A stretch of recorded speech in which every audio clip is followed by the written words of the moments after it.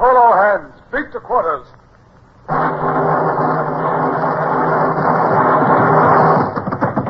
Run out the guns. Stand by the starboard battery. One broadside into it, if you please, Captain Bush.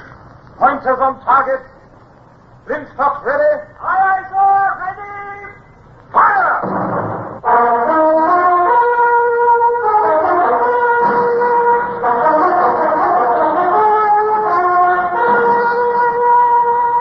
Presenting Michael Redgrave as C.S. Forrester's indomitable man of the sea, Horatio Hornblower.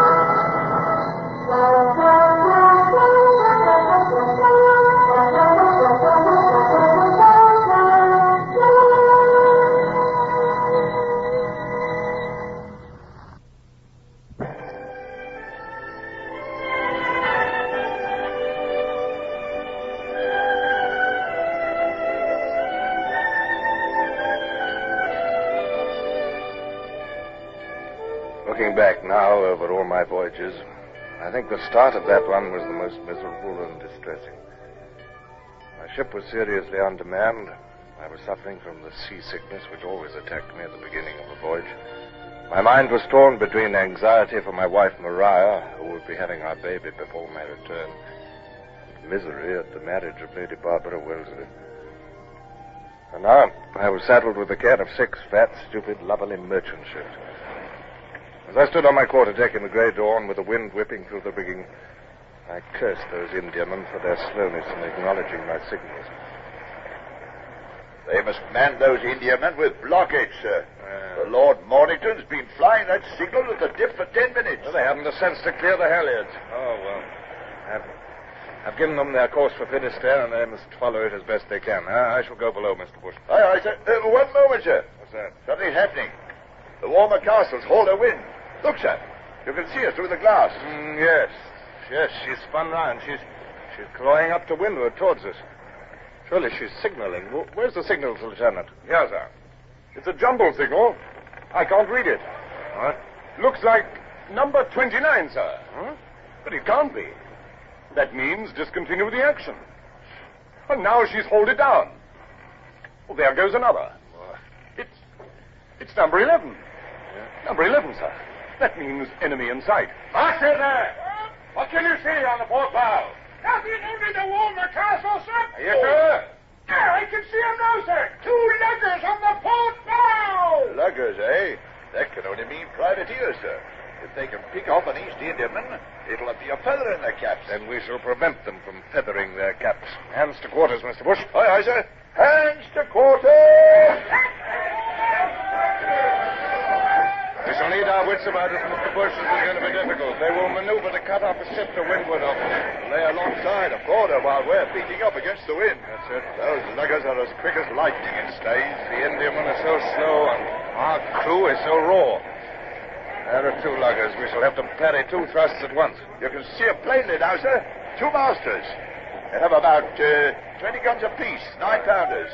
We could blow them out of the water if they were fools enough to come in close range. I'd say they carry about 150 men each, and all mad for gold. Yes, have the guns loaded and run out, Mr. Bush. Aye, sir. Run out the guns!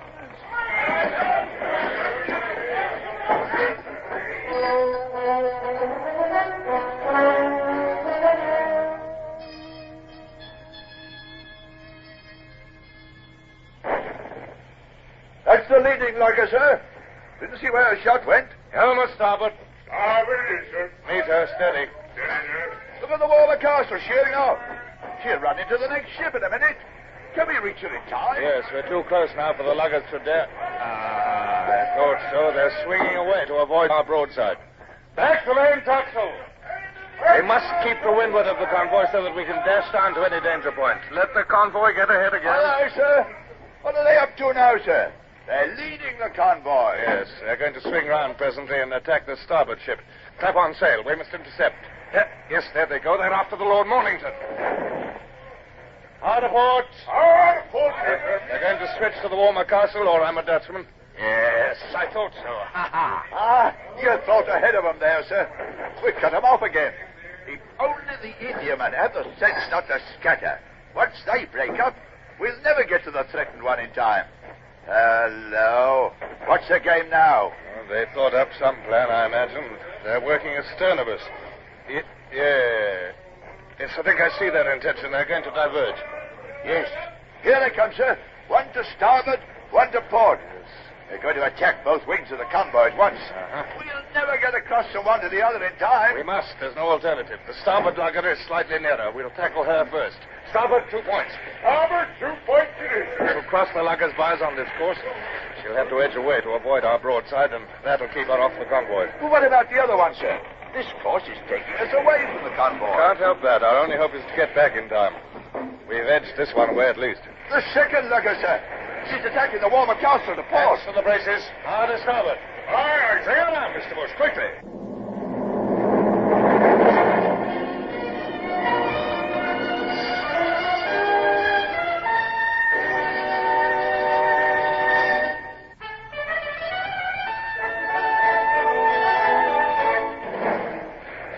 I didn't think this old tub could move like this. We're carrying too much canvas. Yes, lay right over with this wind and beam. The Indiamen. We'll drive right in among them. They'll never get out of the way. Look out, we're going to ram the Lord Mornington. No, she's swerving. Look. It's like driving an horse through a maze. Look, it's the lugger alongside the Warmer Castle. Stand your guns, sir. Mr. Gerard, give the lugger a broadside as we pass her. Helmsman, steer through that gap between those two ships. The Frenchmen are boarding us, sir. That pistol's going off. No, I see us coming. They're jumping back into the lugger. Up goes her mainsail. She get away yet. Back the mizzen topsail. Now, Mr. Jenner, take your aim. Wait till your guns bear.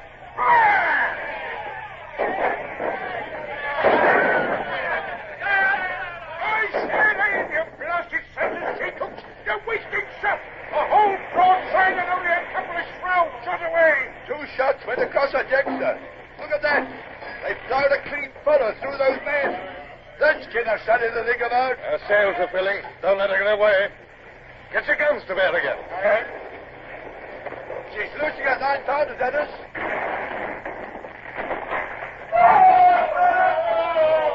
She's hit us somewhere. Our timbers ought to keep out 9-pounders at this range.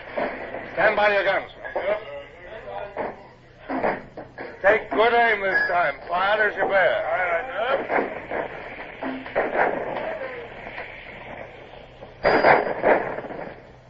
That's better, much better. Hands on, men! There goes her mainmast! Mainsail, topmast, shrouds and all. Shall we go in and finish her, sir? Certainly not, Mr. Bush. Our job is to guard the convoy. Square away on the other tack. We must deal with the other one before she can attack us on the other side. Hands to braces. Lively there. Goodbye, Mr. Froggy. You have a long day's work ahead of you before you can see Brest again. The convoy was frantically beating up towards us again, with the second privateer on their heels, like a dog after a flock of sheep. But at the sight of the Sutherland rushing down upon her, she sheered off again. Obviously, she worked round to make a dash at one of the outside ships, but I swung the Sutherland round and headed her off. Thus it went on for an hour or more, like a game of hide and seek. With only one lugger to deal with, my task was easier. At last, the Frenchman realized that he was wasting his time. His big lugsail came round, and he thrashed away to windward in search of his crippled colleague. He's off, sir. We'll have no more trouble with those two. No, Mr. Bush, but the captain of that second lugger is a fool. If he left his consort to look after itself and hung on to us until nightfall, he'd be almost sure to pick off one of our ships in the darkness. Well, yes, you can secure the guns now. Aye, aye, sir. Secure the guns, Mr. Jello. What are those idiots cheering Trafalgar. Mr. Bush, stop that noise at once. Send the hands aft. I'll speak to them.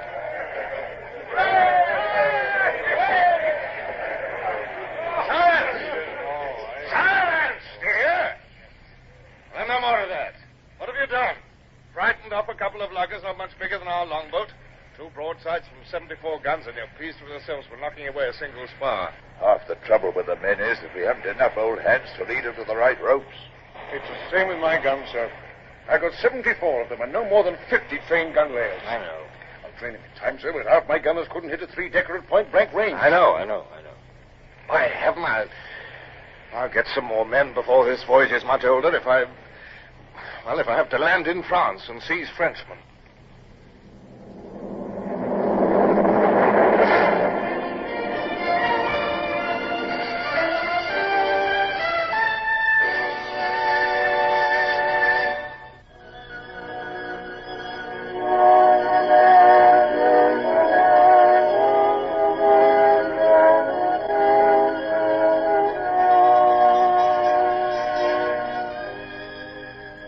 10 days of a strong northeasterly wind had not only hurried my convoy to the North African latitude where I was to leave them, but had also prevented all intercourse and visiting between ships. But now the wind had dropped to a gentle breeze. The Sutherland was slipping slowly along with a westerly breeze abeam, and the 6 East Indiamen were clustered together only a few cables' lengths to leeward. Even before Gerard reported, I had marked the approach of a boat from the Lord Mornington, and had nerved myself for the inevitable polite call. As the visitors came aboard, I saw that the man in the formal frock coat was Captain Osborne of the Lord Mornington. His companion was resplendent in full civilian dress with ribbon and star. Good afternoon, Captain Hornblower. I would like to present to you Lord Eastlake, Governor-designate of Bombay. This is a great pleasure, Your Lordship. The pleasure is mine, Captain. I have come to beg of you to accept, on behalf of your ship's company, this purse of 400 guineas. 400 guineas? It has been subscribed by the passengers of the East India convoy in recognition of the skill and the courage displayed by the Sutherland in action with 2 French privateers. Oh, this is most generous and totally undeserved, sir. Nevertheless, I greatly appreciate your kindness, and on behalf of my ship's company, I thank your lordship. And I, sir, am the bearer of a most cordial invitation to you and your first lieutenant to join us at dinner in the Lord Mornington. Oh, thank you for your courtesy, sir. I deeply regret that I must decline the invitation, but we part company in 2 hours. But that is a pity, Captain Hornblower. Cannot you be persuaded? Oh, my lord, I'm on the King's service and under the most explicit orders from the Admiral. Well, in that case, Captain, I understand. But at least you will allow me to meet some of your officers?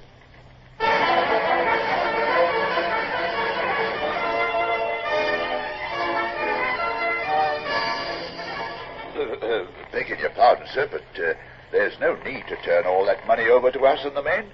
You can treat it as prize money and take your share under prize rules. Thank you, Mr. Bush, but I can't accept that sort of reward from civilians. However, the crew must show appreciation. Man the yards and have the men give 3 cheers as Lord Eastlake's boat pulls away. Aye, aye, sir. Man the yards! Now then, men. Lord Eastlake has brought you a present for saving the convoy. 3 cheers for his lordship.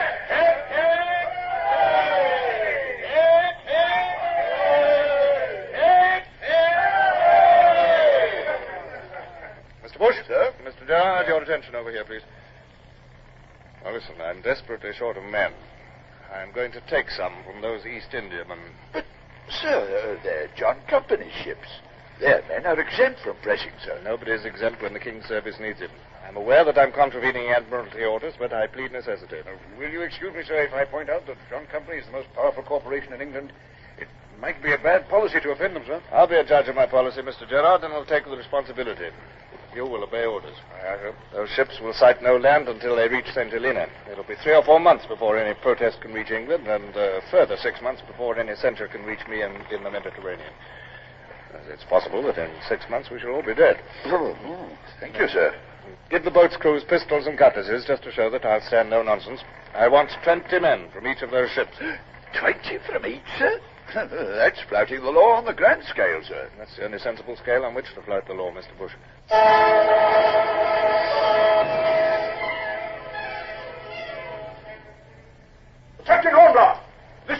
outrage, sir, and I must protest against it. At this very moment, your lieutenant is parading my crew with a view to impressment. He's acting by my orders, sir. But I can hardly believe it, sir. Well, are you aware that this is a flagrant violation of Admiralty regulations? A perfect outrage, sir. The ships of the Honorable East India Company are exempt from impressment, and I, as Commodore, must protest to the last breath of my body against any contravention of the law. I shall be glad to receive your protest when you make it, sir. When I make it? But I have delivered it, sir. I have made my protest. But will you not allow me to ask for volunteers from among your crew, Captain? There may be a few men who'd like to join the King's service. I cannot imagine, sir, that many men will be foolish enough to exchange the comfort of the East India Company's service for the rigors of a ship of the line. But, well, yes, I would agree even to that.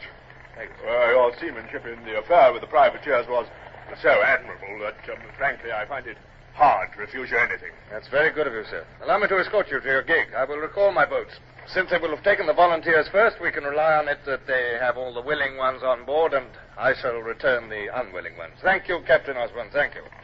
He calmed down wonderfully, sir. Pity we had to give way. But we might get a few volunteers out of that lot, sir. I feel sure we shall, Mr. Wood. Here's the launch of the cutter coming back, sir. They're both loaded with men to the gunwale, sir. They're passing Captain Osborne's gig now. He's waving and shouting something to them. Mr. Gerard and Mr. Rayner are very properly paying no attention to him. Stand by. The men will be coming aboard very shortly.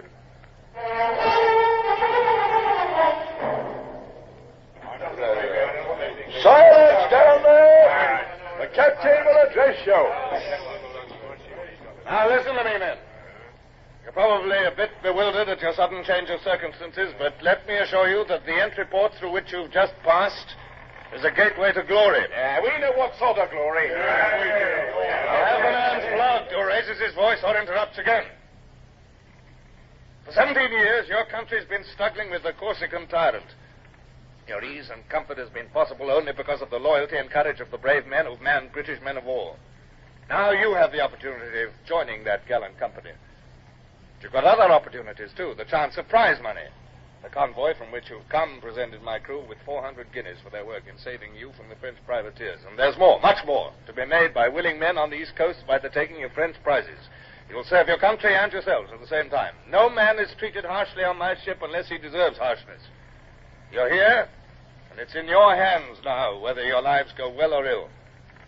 And what I do in the name of His Majesty the King. That's all. Guard, march these men down to the main deck. Mr. Bush, have the goodness to go down and read the articles of war to them. Aye, aye, sir.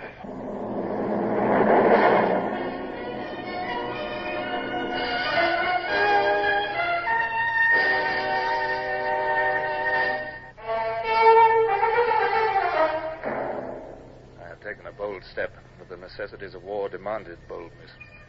I now had nearly a full complement of crew with these 120, most of them able seamen. By the time Bush returned from reading the men into the service, the boats were inboard and we were all ready to square away. Mr. Vincent, signal to the convoy. All men have volunteered. Thank you. Goodbye. All men have volunteered. Thank you. Goodbye. Aye, sir. I beg your pardon, sir, but what will you say to the Admiralty? I shall tell them that I took the men with the permission of the Commodore. I did, too. He said I could keep any men who volunteered. Yes, sir, but not many did, really. You know seamen as well as I do, Bush. It'll be a year before we get back to England, and in that time I shall be surprised if I don't convince most of them that they did volunteer. We only want a bit of luck and a few prizes, and those fellows will swear to anything. It's a master stroke, sir. And the Admiralty will be reluctant to prosecute. They know as well as we do how necessary seamen are. Signal's gone, sir. The Lord Mornington is replying. What does she say? Captain Osborne to Captain Hornblower. Do not understand your signal. Await boat. Thank you. Is that all sail? Hands for braces. Square away there. Mr. Vincent, hoist another signal, please. Just one word. Aye, sir. Which word, sir? Goodbye.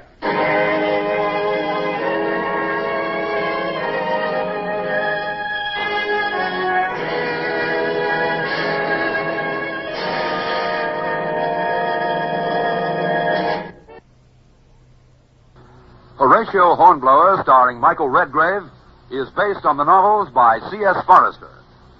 Music composed and conducted by Sidney Torch. Produced by Harry Allen Towers.